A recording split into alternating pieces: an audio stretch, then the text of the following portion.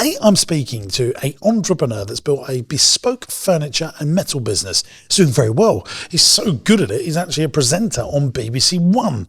He's built a business doing £150,000 a month in revenue, 13 staff members, doing the most amazing works of art with wood and metal. There's some challenges in the business, and that's cash flow, getting people to pay on time. How does he get more customers? How does he drive the business to the next level? All that's coming up in this conversation. Take a watch. Hello, campers. Welcome back to Business Broadcast. I'm joined here by... James Burt. Hello, everybody. I'm James Burt. No, I'm James Sinclair. You wish. I'm James Sinclair. You're James Burt. We should trade lives for a day. Yeah. The things I get up to if I was in your world. Would you now? I'd skip down Southend with as much Rossi as you could chuck a stick at. Brilliant. Well, this is a podcast. If you're new to it, there's lots of new people listening. We help business owners with their challenges. They're in business, they're trading, things are going okay, but they want them to be better. Fair assumption. I think that's a fair assumption. Fair assessment even, not an assumption. And today, tell you who doesn't like this podcast though? Who? British Podcast Awards. Not a sausage off them lot. Why? I chucked us in for a nomination. Didn't get anything. Did you? Yeah. Do you know who was in there? It's like all the ones you'd expect. All of the big ones. Half the BBC. The rest is bloody everything. I was like, whatever. No, they'll come for us. They'll come for us. This is a good show, and it really does help people, and I know that because people DM me all the time saying thank you so much, including Robin, who's joined us today, and he's got a business called... It's got a business called... Well, thanks for throwing me under the bus there. Johnson Bespoke Joinery and Metal Fabrication Limited. Just slips straight off the tongue, it does. Yeah, there we go. How long have they been going? They've been going 3 to 9 years. And they're doing roughly what in revenue? They're doing 40 to 150 smackaroonies, 150 grand a month. 13 team members, but he's got some challenges. Carry on without me if you want. No, carry on. Biggest challenge being recruiting skilled staff, which I can well imagine in a game like this. Especially, yeah. Second biggest challenge, managing those staff and managing their output and their morale. And the third biggest challenge, getting clients to pay on time. Always a challenge. That cash flow at the moment, I think, is really hurting businesses. I remember talking to a bank manager from RBS at the height of COVID. They was giving out sibbles and bibbles and government grants for coming in.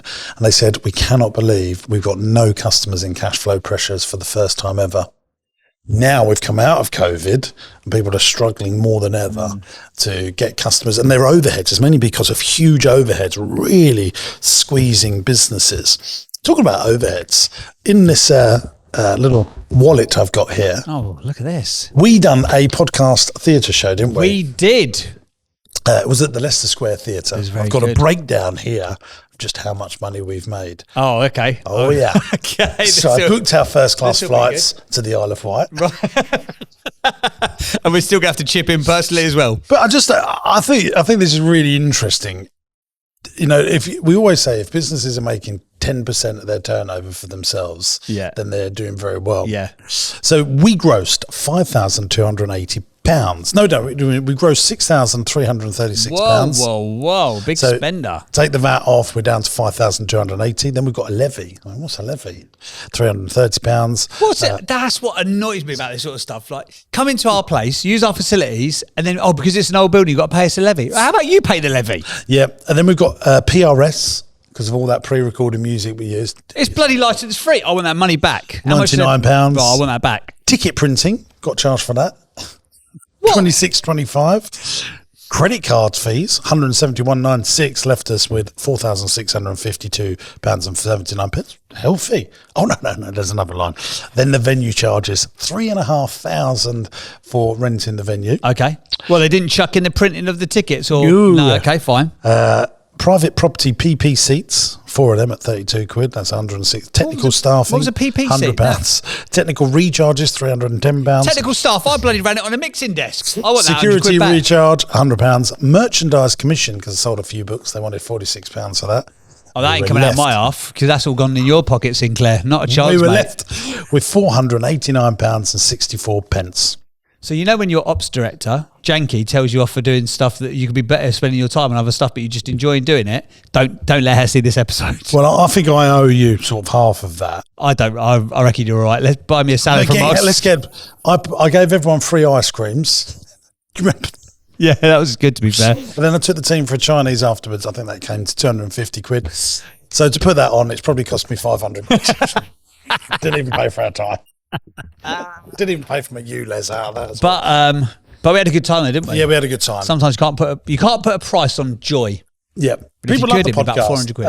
But that's just a little lesson in. So you turn £6,000, you pay your VAT, you end up with 450 quid, and then when you put in your time, you actually lose money. And I think a lot of business owners Do that go sort of stuff. through that. Yeah. And that's why I read it out, just to show you. Just, you have these massive turnover figures. You turn lots of money, and what you actually keep is like quite small. I saw it to my dad. He just can't get it because he's a sparky by trade. Right. So he's used to, you go and do a job for £1,000, you keep half of it. Yeah. So you go, oh, what'd you turn this year? You go, oh, 30, 40 million or whatever it is. You go, wow, so you got 20 million quid. I'm like, absolutely living on clown cuckoo land. He just doesn't understand. I don't think until you start employing people and still that bills come in, you really get it. Which nicely brings me on to our new segment in the show. Oh, you ready for this? Well, let's explain what I think we should do first before you grace our presence with your audio greatness. I read a lot of the business newspapers, the FT, Telegraph, The Economist. I just like reading this stuff. And I pick out little things and I think, wow, that is so interesting. And I like quotes. And I thought on every show, we should do a new segment called Interesting Fact or Quote of the Week. And you've got to come up with a fact or quote. Okay. I've got to come up with a fact or quote. And then viewers, we want you to decide whose quote or fact was better in the comments if you're watching on YouTube. It's a competition. I didn't realise it was a competition. Absolutely, yeah. This is a game. This is a game. And then we would like viewers to also put in their interesting facts or quotes of the show into the comments on YouTube, and we'll read some out if we think they're genuinely interesting. Okay. I like it. So it's like truth or dare, but it's fact or quote. Okay. So I'm going to ask you fact or quote, then you've got to ask me fact or quote. Okay. But before we do it, we'll have a little jingle. Interesting quote or fact. Interesting quote or fact. Interesting quote or fact. It's time for the interesting quote or fact of the week. There you go. Wow. I mean, I'm impressed by that because you Tell you made what. that 10 minutes ago. I did. I launched 179 podcasts, guys. Big in the game. So that is why. Production skills. If you want to launch your own podcast, check out JB. And he make your jingles as well now. He's just started Jingles Unlimited Limited. Yeah. I need more than 10 minutes, clearly, from that one. Go on then. You give us your interesting quote or fact of the week. So, George, do you think I'm going to go for quote or fact? I think you're going to go fact. You're full of facts. Yeah, I am. I was reading some stuff on the internet last night. How much money, was you listening to me talking to Chuds earlier? Half listening. Yeah, so the I'm only ever UK half listening government to you. brings in, how much do you think in tax each and every single year? Oh, it's got to be 50 billion, 60 billion. It's way more than that. Come on. There's companies turning that. That's 1.2 trillion. 1.2 trillion smackaroonies come into the coffers. And on average, individuals pay 37% of what they earn back to the Treasury.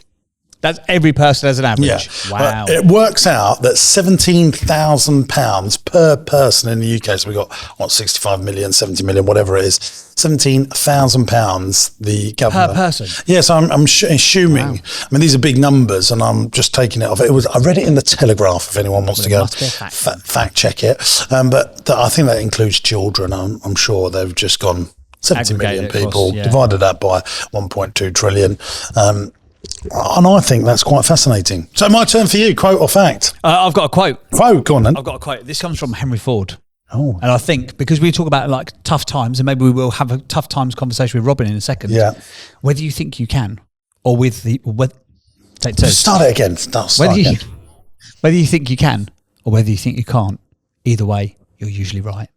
There you go. Interesting quote or fact. Interesting quote. Please feel free to vote on YouTube or let us know in the comments on Apple or Spotify. Fact of the week. Who had the most interesting quote or fact of the week? Yeah, do you think I won or he won? And if you've got an interesting fact or quote, please hit them in the comments. What are you laughing at? How would you assess that section as a new feature? I like it. You think it's a stayer? You don't like it? It's a grower? It's definitely a grower. It's a grower, not a shower. You don't like it? I think I will grow to love it. Yeah. Mainly because you got your quote wrong. That's why you don't like it. Yeah, and I think I could now I know it's a contest because you basically told me with 10 minutes to spare that we're doing it. Yeah. And then you turned it into a contest live. Yeah. Whereas I thought it was just going to be just two mates having a good laugh. I didn't realise you were so competitive. You wait. If we keep doing this in a couple of years' You'll time, see me with an FT this will be under my people's arm favourite part of the show. Okay, right. So we've gone through this. We're asking our guests where they want to be in 1 year. Do you know where this guest, Robin, wants to be in 1 year? Yeah, indeed. He wants to be winning bigger tenders, doubling the output, doubling the turnover, and setting up a school of joinery to teach the trade before the skills are lost. Oh, that's good. Oh, I like that. What does a business look like when it's finished? We always like to ask this to people. He says, efficient, slick, positive cash flow, many happy and motivated skilled staff members turning out some of the most prestigious joinery packages in the country. That's a bit of a... I like it as an aspirational goal. It's a bit fluffy though, isn't it? For you like tactics, don't you? And practicality. Do you make the profit you want to? If so, what is it? It says approximately 28% net when invoices are paid. Exclamation mark. So there's clearly an issue around that. What does he do day to day in the business? What does he spend his time on? He spends it managing the cash flow, winning the work, networking and building relationships with suppliers and clients, and planning for expansion and recruitment. And then he has got a bunch of questions. Well, he's actually only got one question that he wants to ask you, which is very telling that he's only got the one. Well, do you know what I like about him? There's one thing he is absolutely going to win when we rate our guests at the end. We do the 8 trainers, the great entrepreneurs. He's obviously very passionate about his cause, isn't he? Very clearly. Okay, should we get him on? Shall we? Let's do it. Hey gang, James here. Great news. Business Masterclass is coming back to London. This is my ultimate 2-day event that will grow the profitability and size of your business so that you can have a commercially profitable enterprise that works without you in it. I've run this event before. People absolutely love it. We get rave reviews and I'd love for you to come along. Imagine 400 business owners in a room serious about growing their business. Imagine the connections you can make. I'll be on stage teaching you all the stuff that I've learned over the last 20 years in 2 days to seriously scale your business up. If you want to find out how to buy companies, raise finance, get customers, and make your teams as profitable as possible, then this is the event for you. Look, it comes with my 100% money back guarantee. You come along to this event, and if at the end of day one you go, do you know what? I haven't got 10 times value out of what I've paid for this. I'll just give you your money back. And here's the great news. Tickets are only a few £100. There's no sleazy sales on the day. It's just me delivering all the stuff that I know about growing businesses. And I can't wait to meet you. I'll be there. We'll have a little chat with the other 400 people in the room. It's big enough, but intimate enough to really learn the stuff that I know that scales businesses. Cannot wait to see you at Business Masterclass. Now, every year the tickets go like hotcakes, so make sure you get your ticket now.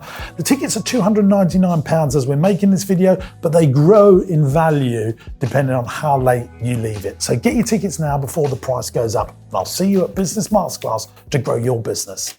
Robin, good morning, good afternoon, good evening, depending on when people are listening. How the devil are you, sir?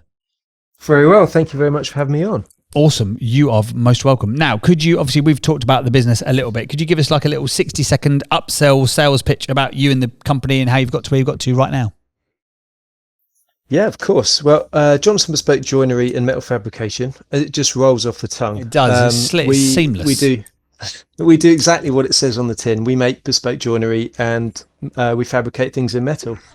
We do tend to work in the hospitality sector, so we'll fit out, you know, the likes of kind of super high-end restaurants in cities like London, hotels, bars, that sort of thing. We do a little bit of residential, but it will typically be on architect designed kind of Grand Designs-esque properties, stairs, windows, doors, kitchens, that sort of thing. But it'll be the sort of thing that you only see in a magazine. It's not like the cabinetry that kind of flashes up on, you know, Instagram ads or whatnot. Ours is we got a niche. We serve that niche very well. Okay, fine. Interesting. Have you done any big famous venues that you could share with us to tickle our taste buds? Yeah, we just finished Gaia, which is a restaurant on Dover Street, directly opposite the Ritz. That was quite a nice package. We're currently working on the Gaia Miami at the moment, which we're going to ship out to them when it's finished. What else have I done?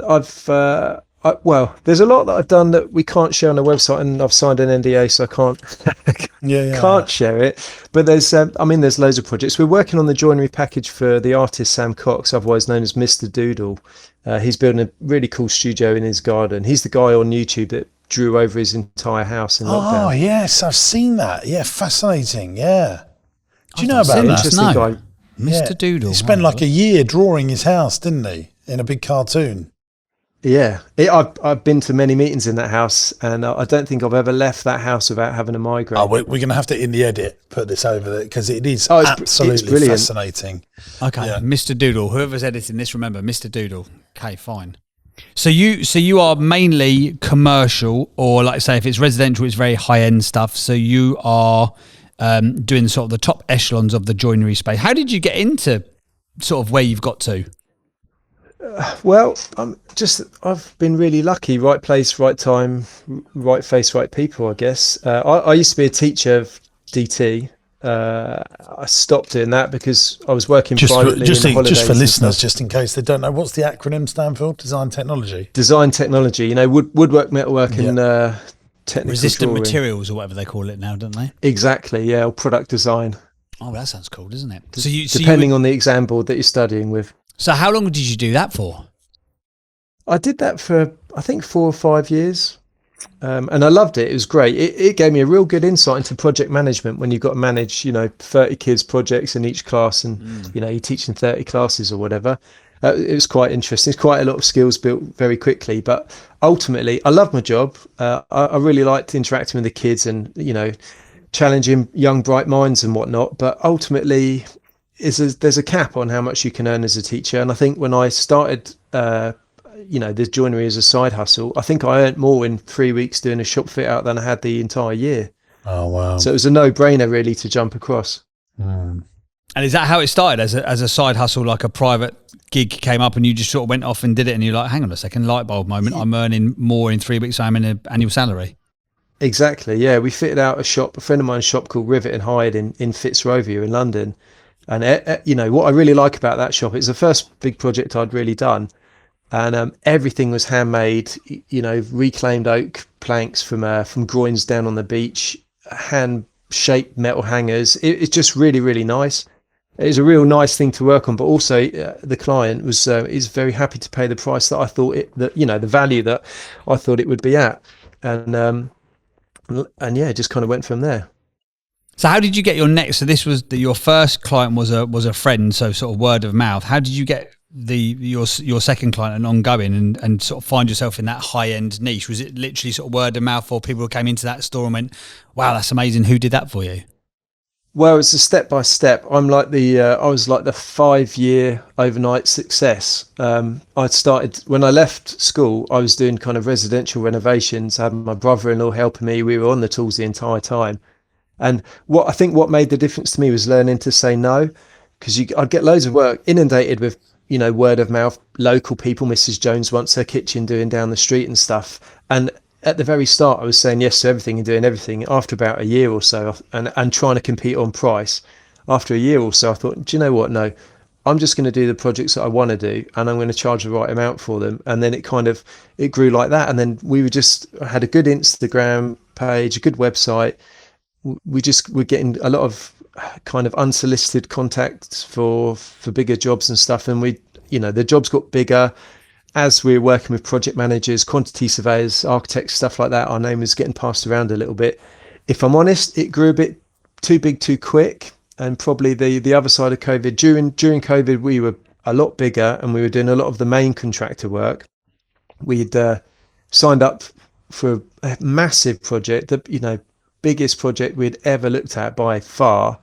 And then it kind of, we kitted out for it and everything and employed all the subcontractors and whatnot. And then obviously the lockdown hit and the project was axed. So I learned a lot of lessons, and then studying the books meticulously kind of showed me that actually my most profitable aspects of the business were the joinery and the metalwork. I always lost money on site. If I stepped foot on site, I'd lose money. So I just stopped doing it. And actually with the joinery, we move in towards a supply only model. So apart from going and measuring up, if once it's made, it's on a truck, it's off for someone else to deal with. Yeah. I've got some great ideas already to what I would do to help your business. First of all, just finding out what type of business owner you are. There's the different levels of business owner. There's the technician, then into the manager, then the MD looking at efficiencies and, really on the operations of the business. Then there's the income generator marketeer of the business. And then there's the shareholder or the owner. Now, out of those 5 job titles, technician, manager, MD, marketeer of the business, and owner. When I say owner, I actually mean shareholder, and you can be 100% shareholder, but that's when it's like an investment running completely without you. Where would you say you are out of those characteristics that I've just described? I'm probably wearing 4 out of 5 of those hats at the moment, but Tell me the 4 out of the 5. So I'm not a technician anymore. I started the business because I was passionate about, what I was doing, joinery and stuff like that. And actually, as the business has evolved, I've become less on the tools, more running business. And now I'm passionate about business. I'm still got the passion for joinery. I love what we do, but I'm not down on the workshop floor anymore. I'm in the office. I'm at the meetings. That's good. So you're definitely never on the tools. I mean, never say never, but it's very rare. A couple of times a year. Okay, fine. Yeah. That's by choice. And do you have an MD in the business, or are you the MD? No, I'm the MD. And who's the income generator bringing in cash? That's me. Okay. And then the manager of operations in the day-to-day of the business, is that also you? No, I've got a couple of brilliant stuff actually. I've got a foreman, Richard. He looks after the works aspect, and I've got Angela, our architect, and she and Richard work really well together. They do a lot of the pricing. She does all of the drawing, all the ordering and whatnot. So I'm just interested here. So you've got a full-time architect working for the business? Yep. So just talk me through the avatar of a customer. I own a restaurant. I want to fit it out. It's a big high-end restaurant in London. I've got a £3 million budget to fit out this super-duper high-end restaurant. I come to you to do all my architect plans, or I employ an architect and you need an architect because architects are good at talking to other architects. Is that the thesis, or? Well, if you've got £3 million, James, I'm not sure you are our ideal customer. I can definitely pass you on to someone else who can afford, you'd be able to afford. No, jokes aside, typically what happens is the customer will have already gone to an interior design or architect's firm. They would have done all the drawings and then they put that out to tender. The sort of point that we pick it up is when it's gone out to tender to a range of main contractors. Often the main contractor will come to us and say, can you tender for the joinery? Or sometimes, depending on the designer, they might say, right, you have to go to Johnson Bespoke for the joinery package, but everything else you can sort of work out whoever you want to do the rest of it. But the reason I've got an architect is because when we get these drawing packages that they've paid tens or hundreds of thousands of pounds for, there's always massive gaps. Everything needs interpreting, because architects' drawings are notoriously difficult to read, and the best people that read them are architects. And then from those drawings we need to create our own workshop drawings. So Angela bridges that gap perfectly. She interprets the drawings without fail, and then produces the exact drawings that we need to work off to be able to make the stuff. So it's a bit like a doctor being able to talk to another doctor and understand the proprietary language they're using. Is that the benefit that you get as a business then? Absolutely. Yeah. Oh, fascinating. I mean, I think you're better than... how many years has this been going? Well, this business has been going coming up to 3 years. No, coming up to 2 years. The previous business I actually liquidated and took a little break and then started this one, I think 2 years ago, maybe 3 years ago. I mean, I'm seriously impressed that you've put this sort of level of management structure in place. I mean, I've had a lot of bespoke kitchen people on the show, even since we've been together. Yeah. And then pre the 300 I did before you, and the level of management is seriously lacking. We did that. We did bespoke bedrooms, bespoke kitchens, and it seems like the biggest challenge in those businesses is generally getting off the tools. Those people turning enough cash to say, do you know what, I can employ myself just to manage. Seriously, this is only 36 months old. I mean, I know that you had previous experience in the other company, but this sounds, not many people get to this stage of skeleton, or actually better than that, there's some meat on the bone here in terms of management structure. So the stuff, by the way, if you're go and check it out, it's absolutely stunning. The website's lovely, and then I would highly recommend Johnson _bespoke. Go and check it out on Instagram. We'll put a link in the show notes. It's The stuff is unreal. Outstanding. It's like the stuff of dreams, isn't it, this? Yeah, and so going back to this one, so you're obviously, Robin, not bothered about employing people. You've got over that fear. You want good people working with you. Yeah, I mean, I realised quite early on that I was the bottleneck, and if I wasn't going to employ people who are a lot better than me, the business was never going to grow. Luckily, though, I've got another income stream. So I think last year was the first year that I paid myself. Otherwise, I was just living off my other bits. And what's your other bits? Just means to the end. I'm a television presenter. I present a couple of shows on the BBC. Little shows in the middle of the day, so no one who really works in business would have seen them, I wouldn't imagine. Is this Kings of Wood and stuff that we're seeing on your Instagram?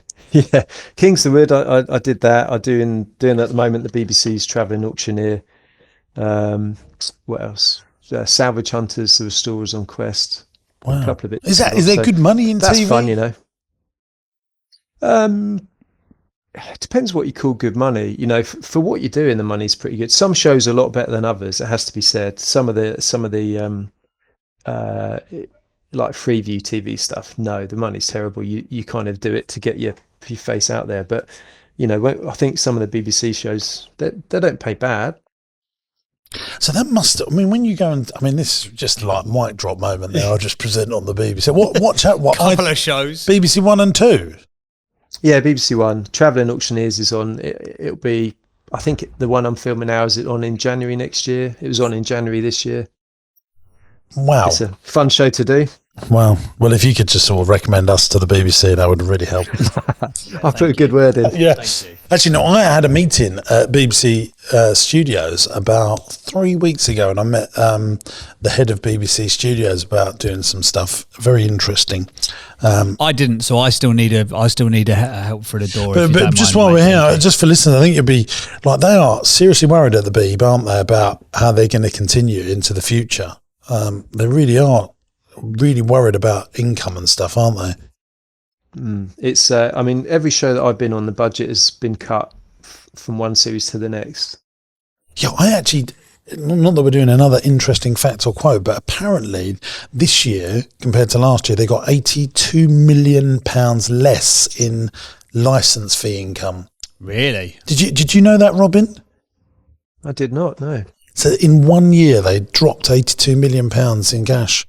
It's interesting. Chuds, who makes all my stuff, you don't have a TV licence anymore, do you? BBC doesn't watch it, can't hear. He's in love with YouTube. Anyway, so that's interesting. Now, how I would solve this problem? Well, number one is, if you've got a personal brand like this, Robin, you need to be. If you come in and I'm the Ivy or the Ritz, and I'm having a restaurant fit out, and you present on the BBC. Surely that is... We should have known that before we even started recording. Absolutely, yeah. Do you know this thing in marketing we call risk reversal? Do you know what that is? Yeah. I talk about this all the time. And risk reversal is that back of mind thinking. So your wife telling you should do something is one thing. A doctor telling you the same thing, you take more credence to it because you know that they've got that title. And I was talking to someone yesterday, really interesting stuff. I was actually at Chuds. We were sitting down having lunch. Isn't it funny, if you're a doctor and you're a teacher and you've gone through 1,000 days worth of training at university, but on day 1001 you get the piece of paper that says you're a professor or a doctor, all of a sudden, because someone said, now you've got the piece of paper, you trust them more. Yeah. But on the day before, you're just in training. Yeah. Even though nothing's changed. Yeah. And that's, I think, if you're watching and you're trying to understand risk reversal marketing, that is back of mind thinking. Testimonials do it, awards do it, establishment does it. And if you've got establishment and personal brand, you can catapult your business. I'm sure it must have helped you, Robin, surely. Do you know what? I actually don't think it has, because I'm not presenting shows about making fancy high-end joinery. I'm restoring antiques often, or making something, out of wood in the woods. So I think if I had a show where I was, people coming into my workshop, or I was doing going around restaurants, or I was doing grand designs, I could disagree more. Interested. I could not disagree more. Oh, Really? here we go. Fight. Playground. It's Go not back to like school. it's not like you're not on EastEnders and then making, bespoke furniture and stuff. Or some back-end Freeview channel, which genuinely nobody's heard of. Yeah, no, I disagree. I would absolutely. I mean, you've already got a personal brand, and I would spend more time on that. It would absolutely help you. It doesn't say anywhere on your website about as seen on. It doesn't say anywhere on YouTube. It doesn't say anywhere. If I scroll down like quite a few scrolls on Instagram, I might find something, but I would have to do that discovery myself. It doesn't say anything about it in the, as seen on presents for. It's just so much credibility. Even if I take your point about you're not making the high end furniture, but you are trusted by them, one of the most trusted organisations in this country, to be on their screens. Such a big credibility play. I've never really thought about it in the past, because it's always almost been slightly embarrassed that I do it. You've got to go, why? Have a day off, mate. Robin, come on. Listen, look at Stephen. Let's talk about Stephen Bartlett here, right? He's got Diary of a CEO, which is Europe's biggest podcast. Yeah. Is he still bigger than that? Yeah. Oh no, he is today. Yeah. He's still bigger than us today. Yeah. I just checked. And then it's got a massive YouTube following. Yeah.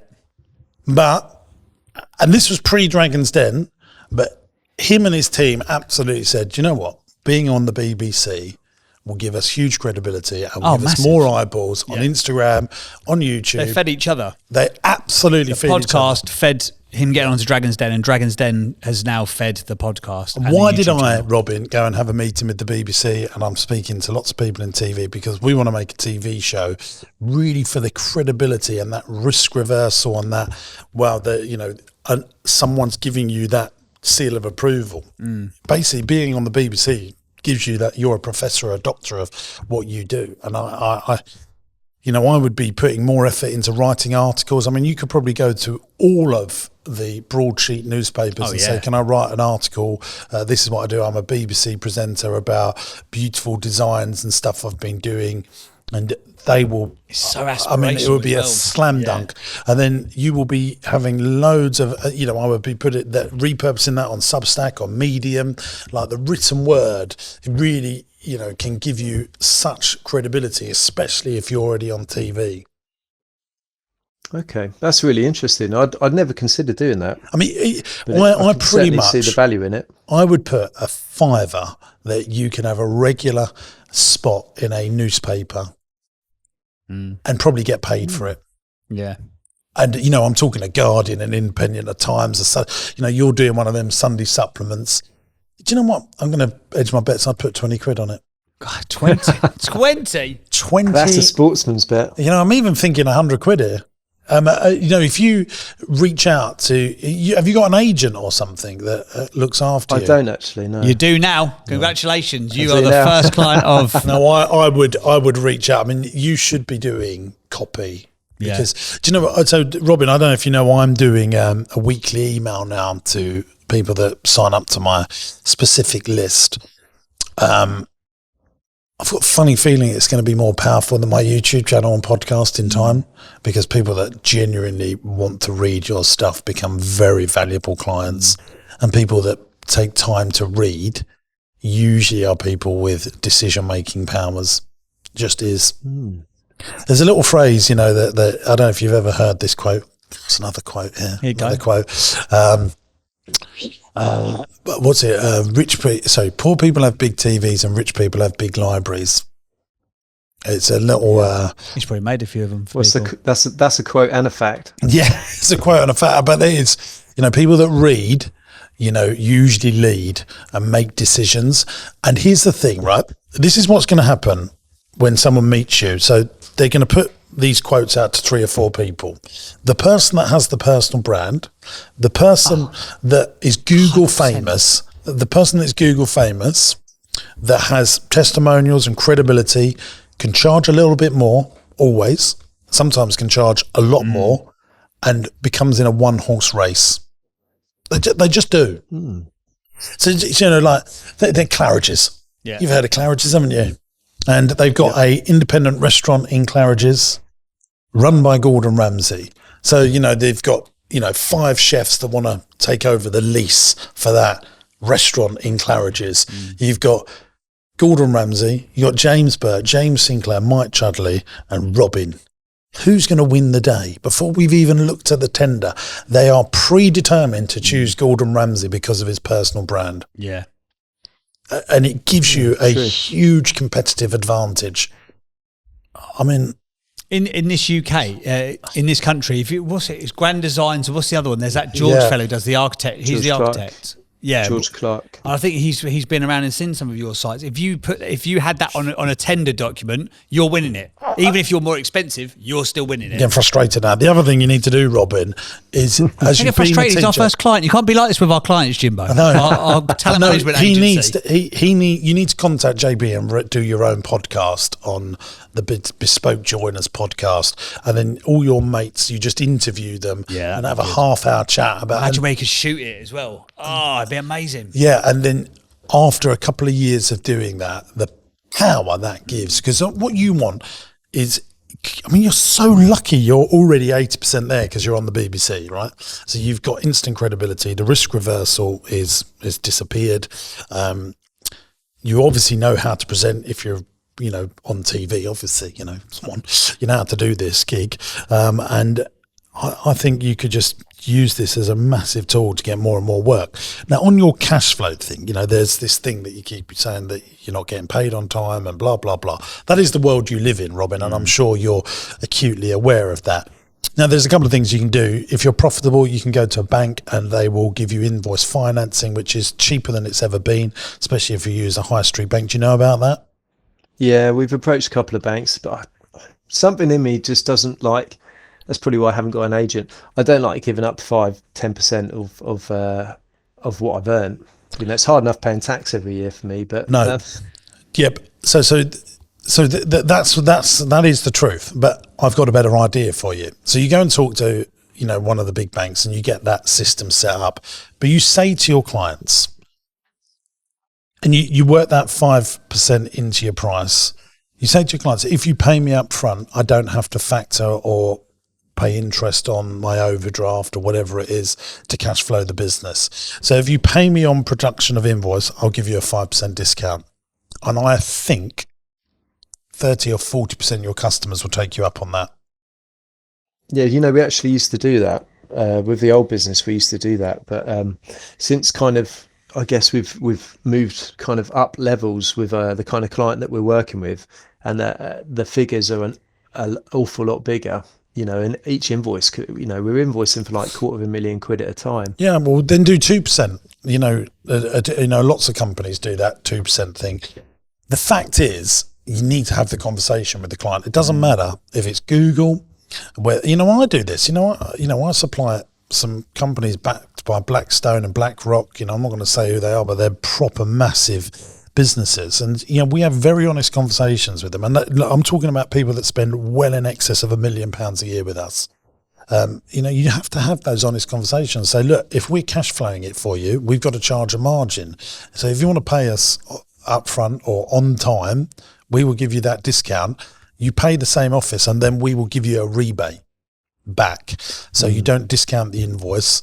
And you say, right, we'll give you 2% back of what you spend. And actually, with regular customers, so that you win the day, you should consider rebates as well. I think if you frame it the right way, you work it into the price. Yeah. But if you frame it in the right way, I think it feels like a value add. Yeah. How you phrase it there, we'll rebate you the money. We'll give you 2% back. Yeah. Hang on a second, he's trying to give me money back now. And they will know, because it doesn't matter if you're Marks and Spencer's or bloody, the corner shop.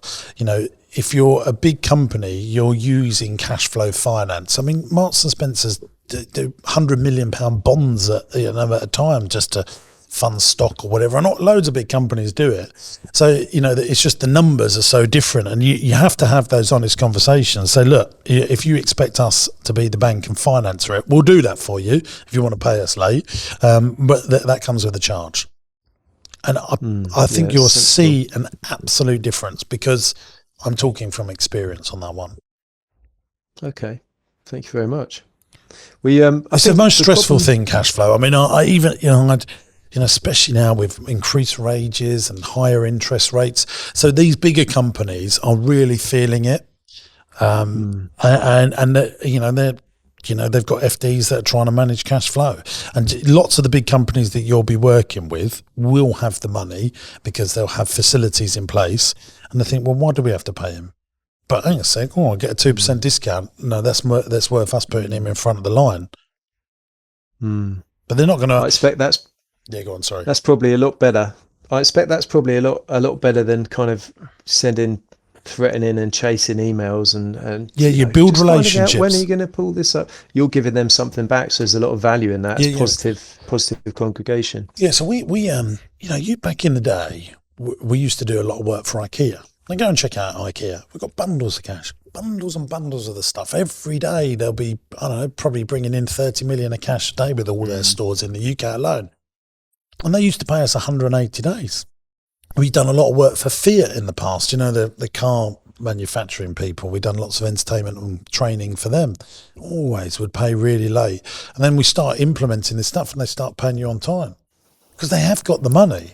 It's just their FDs juggling cash, aren't they? You're a cash juggler. Well, they want to hold the cash on their balance sheet. So when they put in their, they put their figures in because they're usually public companies, they can say, look, we've got this much cash on our balance sheet. And that's the game they're playing. So, every 90 days, they've got to put it up to the FTSE 500 board or whatever and go, all right, we've got 5 billion of cash in the bank, but they owe you £250,000 quid and they got 5 billion quid. But, I'm making these numbers up here, but it shows that they've got really strong cash positions. So you got to be more creative about it. Or you get a bank to fund it and you say to them up front, say, look, you can pay us on time and you will get a 2% rebate. If you don't pay us on time, we have to use a interest facility because we've got bills and cash flow to pay for. So you don't get that discount. What one would you rather do? Discount is better than a debt collector. Yeah. In this instance. Absolutely. Yeah. At the end of the day, these big companies, if you do get nasty with them, they won't use you again. And I don't. This is the problem. Yeah, and I don't care what anyone says. Well, just get new customers. They're not the right customer for you. Well, grow up. Because that's every big business, and you end up working for no one. So let's have an honest conversation about it. But I do think picking up the phone and getting to know the FDs and using emotional intelligence, going and seeing and having meetings with them and saying, look, I'd love to have a meeting with you because I think I can save you some money. I've got some really good ideas. Can we just meet face to face? As soon as someone's met you face to face and it's not just an email relationship, and if we're talking about £250,000, £500,000 invoices, it's absolutely worth your time to go and have those meetings. Things will be much better. Yeah, absolutely. Yeah, thank you very much. You had before we wrap up, you had a couple of other questions we had one question, but it's come up a couple of times about managing staff output and morale. And then your question to Jimbo was, how do you optimize efficiency and the motivation of staff? What is the biggest staffing challenge that you perceive that you have right now? Because it keeps coming up in your questions. Well, I guess it's output. When we sit down and cost something up, the three of us in the office, we'll base it on how fast we know we can do it to a good standard. And then quite often how that translates on the workshop floor, it's obviously a lot longer. I used to think, well, if I had 20 of me, it'd be all right. But now if I think, actually, if I had 20 of my foreman, Richard, it'd be even better. But I think what we find is that the output is often not as high as we expect it to be. And then it's funny, we can be super, super busy down in the workshop. The guys on the workshop floor might be stressed because they're too busy, too much going on. Or we can go for a quiet time, it's a bit slack, there's not loads to do. They all start getting jittery and getting worried because there's not a lot of work to do because we're waiting for a sign off from a drawing or whatever it is. And it just seems to always be that there's not like ever a happy medium where everyone's just down there working really well, working really efficiently and really happy with everything that they're doing. There's always kind of a thing that's either too much on or not enough on. And it's not like it's feast or famine. It's just it's almost like an employee mentality. I think that's happened as we've got a little bit bigger and got a few more staff. There's a few murmurs of discontent. There's two other things that I want to say on that point. So when you are quiet, you should be making bespoke items and selling it, and not just because that will bring in more cash flow. I want you to use that as marketing. Like if you've made a really cool bespoke piece, that can go on Instagram, that can go on video, that can go on the podcast, it can go into awards. You want to be just scooping up all this stuff because you've got this base personal brand. So any low times you should be making stuff just in that workshop to sell, and interesting stuff, because these are all woodworky people. They'll love that. It'll really motivate them, learn new skills, and just make one-off bespoke things, so they're like collector's items.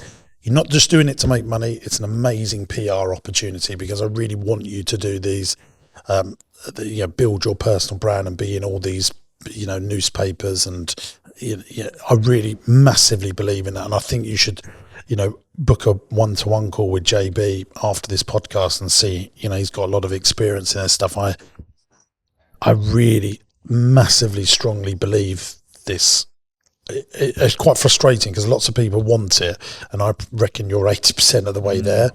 You're sort of more almost embarrassed about being on the BBC and BBC One. We're not even talking about iPlayer here, like we're talking premium stuff, and I think if you could harness that more, that's going to massively help people pay you more for your products and services, because people love celebrity. They love, especially famous to a few.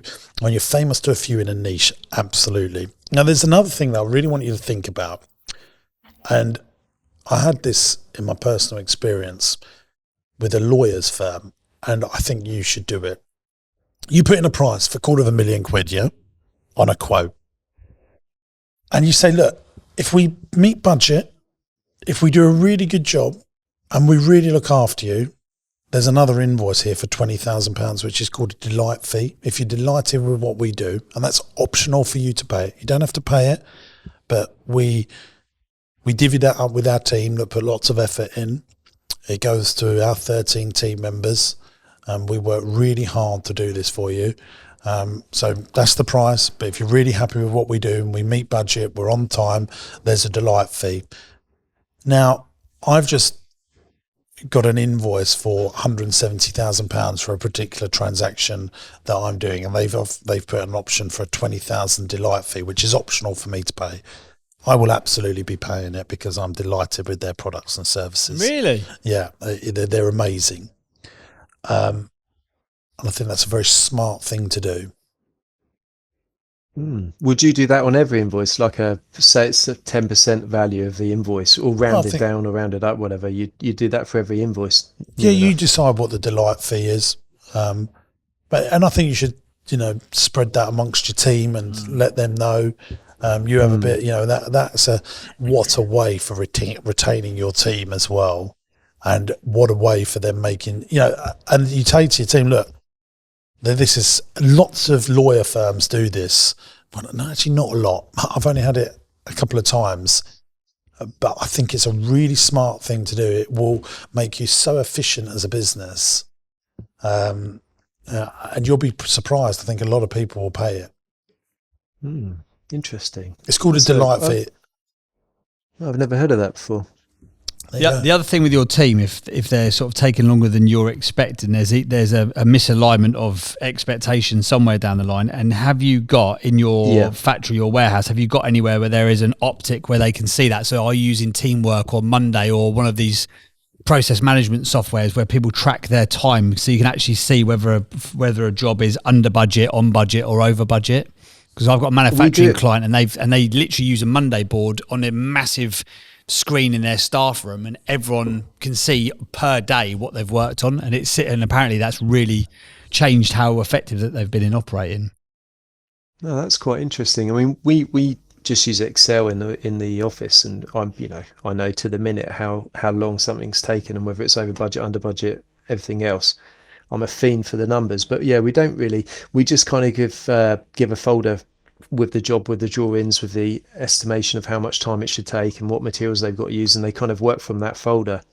So having a dashboard would be an absolute game changer, I reckon. If they could, at the beginning and the end of the day, when they're sort of using the staff room or getting changed or whatever it may be, they can see, actually, do you know what, we're well under budget on that project, or that's taken too long, or we didn't expect that challenge to come up, or we're gonna have to try and nick a bit of time tomorrow from a different project. It will just, on a daily basis, because it's all well and good you three knowing about it in the office, but if they haven't got a way of that making sense to the guys downstairs, then it's kind of not pointless, but not as valuable as it could be. What I always it gives say, accountability then, I suppose, doesn't it? Yeah, what I always say, I mean, yes, Robin, but what I always say is that is the best thing small business can get from big business.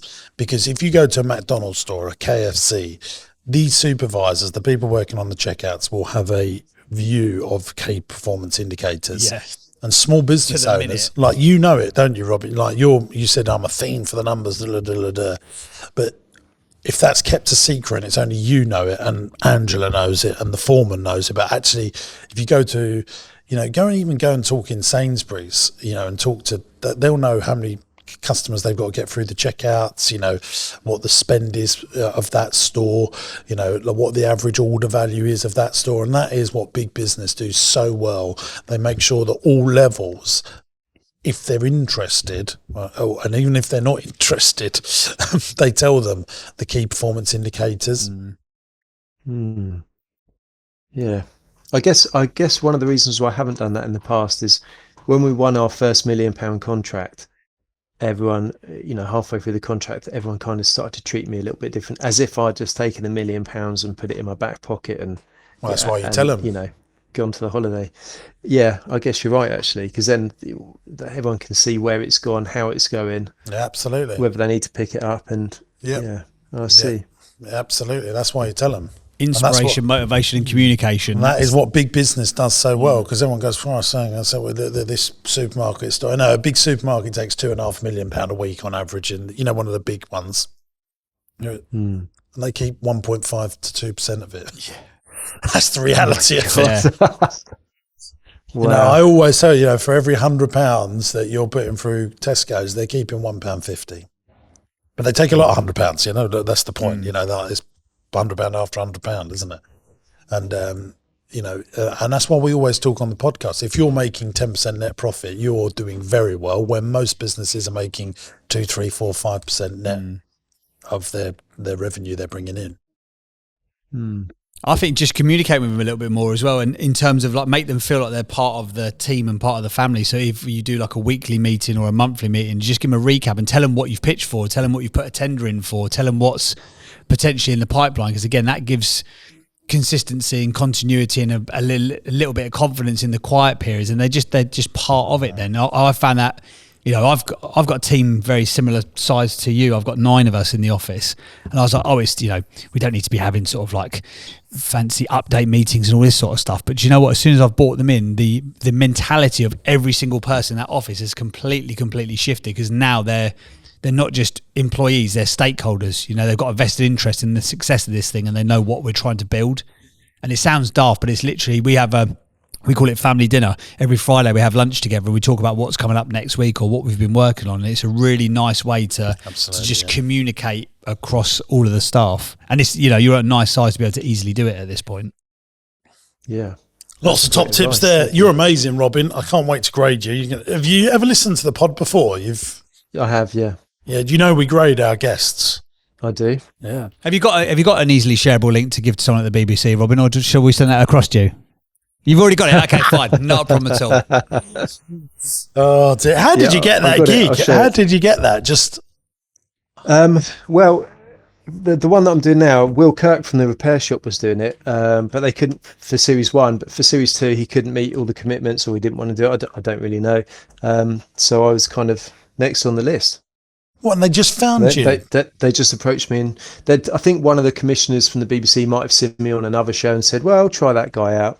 Quite often it's a researcher in an office who's just Googling, would restore a TV, and I'll come up, or, carpenter or joiner or whatever TV, and it'll come up with, me and a handful of others. So how did you get that first TV gig though? How's that first person that came to you? Well, you mentioned George Clark. It was actually off the back of that. Well, actually, it wasn't. The first TV show I did was a show called Boredom Busters when I was 7 years old, a 3-minute thing on ITV Meridian, and I talked about fossils, and I mumbled and I tripped over on how old a fossil was when asked. The only question they asked me, how old is this fossil? 100 years old. I mean 100 million. That was my first big break. My Wow. 3.5 seconds of fame. But no, I did a show with George. I did a flat up in St Leonard's on the seafront. Really beautiful, copper splashback, like flamed blackened cedar kitchen. Really, really nice. And it was on one of George's shows. And actually, I met the stylist from his show, and we got on really, really well. And maybe 6 months later, she phoned me and said, "Oh, I'm doing this other show. They've got a presenter. They're not happy with him. He's dropped out. I think you'd be great. Do you want to do it?" I said, "Yeah, absolutely." So I sent a little, phone video of me at work saying, "Oh, and this is how I do this, and this is how I do this." Sent it to the producer. I went down to Bristol to do a test shoot for a day, and they said, "Yeah, great, start the show." And that was on Channel 4, Craft It Yourself. And that was me, a lady called Clem, and Anne Anstead from Wheeler Dealers. It was us three, and that was the first sort of on-screen show I did. And then I always think when I do one show, I think, "Oh, that was really nice," and that's kind of the last one probably. Don't get my hopes up. And then 6 months later, I'll get an email or a phone call and say, "Oh, do you fancy coming and doing this?" Well, there you go. And so I never really chase it because I guess I haven't really got the belief that I'll get loads from it. So I just focus more on the business and the bread and butter side of things, really. But it's just a nice thing in the background, is how I've always viewed it. It's a powerful thing that needs to be brought to the foreground. Absolutely. Maybe you're going to help me with that, James. Yeah, I think someone needs to. If it's not me, somebody needs to. Definitely, You definitely need to. I mean, you you need to do your own podcast, but definitely get an agent. I mean, I think because they'll just go out there and get you in all the press and stuff. Yeah. A regular column is just award shows. There'll be like fixed radio. There'll be like loads of different stuff that you can go and present. Yeah, you're missing a right trick. absolutely Right. How exciting! But thank you for being on the show. Where can people go and find more information? Where can they go and see these beautiful pieces of wood-based art that you create? Because this is not just stuff. This is art. Flippity flip it. It's very, very nice. Where should they go, mate? If they want to see it in person, they can go along to Gaia in Dover Street in London, Piccadilly. You go onto the ground floor of the Gherkin building, East London. We did all of the joinery, the metalwork in there. Unreal. If you Chelsea Flower Show, actually no, not this year. Sorry, I think it's Sheffield Park Garden. No, not Sheffield Park. There's a park somewhere. I can put it up. National Forest somewhere. Nottingham. There's a load of furniture we did there. That won a couple of awards actually. But otherwise on my website, johnsonbespoke.co.uk, Instagram, Johnson_bespoke, maybe Twitter as well. I think we've got one of those, at Johnson_bespoke, I think it is. And soon to be all over the press if I get my way. And soon to be the Johnson Bespoke podcast. Absolutely. Well, thank you very much for being on, guys. I 100% recommend that you go and check it out. the stuff is beautiful. I'm looking at it now. I mean, unbelievable. You need a bit of this for Rossi, didn't you? Put some blue stuff around there. There you go. Right. Awesome. Thank you for being on the show, Robin. Thanks, Appreciate Robin. your time. You're Thank you for amazing. having me. Thank you very much. Absolute Cheers. pleasure. Thanks for being on. Thank you. God, what a fella. Just dropping 20 minutes into conversation. Yeah, I present on the BBC. Did you up your game at that point? I just can't believe that he's not taking advantage of that. That's a missed trick, isn't it? He will find his way. He will find his way. Right, shall we rate him and grade him? Yeah, let's do that. So we're doing the 8 traits of the great entrepreneurs here, starting with the end in mind. Do you think he's got that? Yeah, I think so. Ish. Half. I think he's Passionate about their cause, so give him a big fat one for that. Definitely have one for that. Untold amounts of resilience. Lost it and had to start again.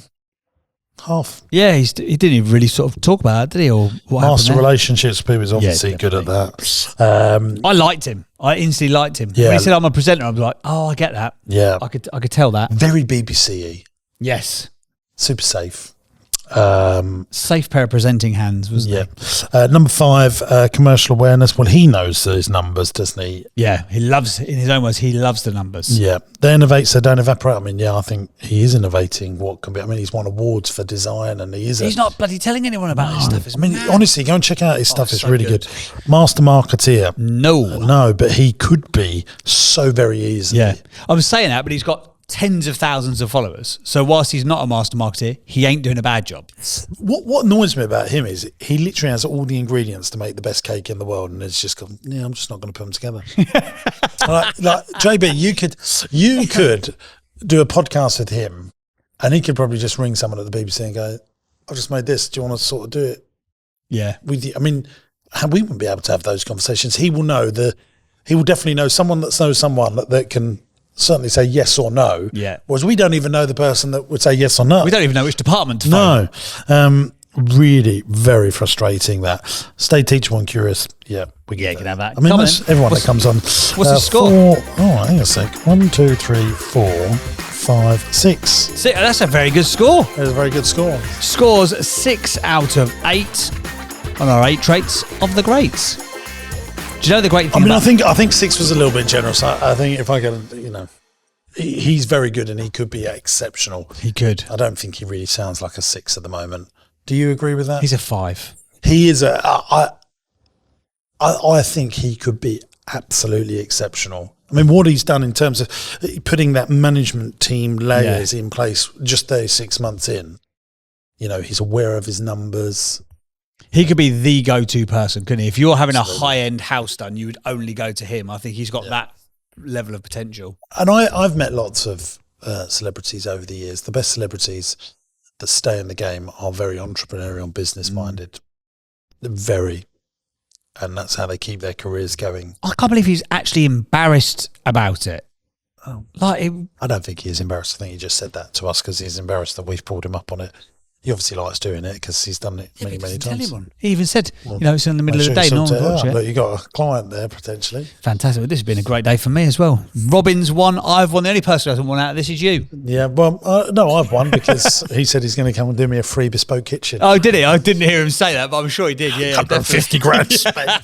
Thanks, Robin. Cheers, mate. We appreciate that. Well, if you've enjoyed this episode of the podcast, please feel free to let us know in the comments or leave us a review wherever you listen to your podcast. And also, don't forget, if you've got a fact or a quote of the week, then we would love to hear that as well. See you very soon, gang. Ta-da.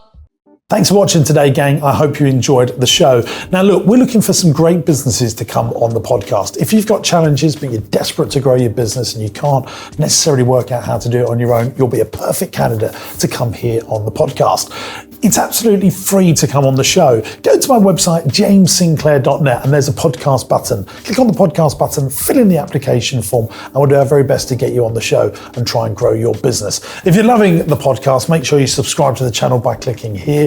And why not give this one a watch? I think you'll like it.